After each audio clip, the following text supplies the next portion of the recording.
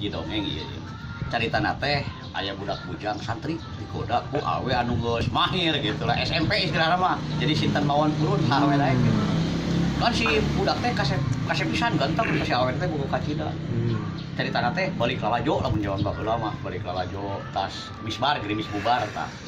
Eta si awe teh ngajakan kalakina anu sepi gitu. Nah, teu apaleun di belakang itu aya nu nuturkeun. Nah, caritana teh bos we ka hiji saung tadi nu sepi. Si awena teh ngarayu ka si budak santri teh. Si budak santri mah hararese dilayu teh tapi da dilari lama anu ngaran. Iman mah kuat tadi imin mah teu kuat gitu lila teh kagoda tah akhirna mah. Akhirna mah kitu we kitulah tah si eta si awe jeung lalaki eta teh bercumbu mesra kitu caritana teh. Eta nu noong caritana ieu pamirsa nu noong teh kan aya nuturkeun teh anu tadi. Tah noong tah lila bakat ku asik eta noong lila kaluhur. Noongna teh. Tah.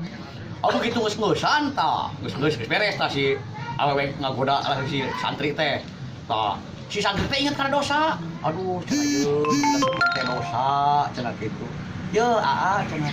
Dosa mah jangan diingat-ingat, kita serahkan sama yang di atas.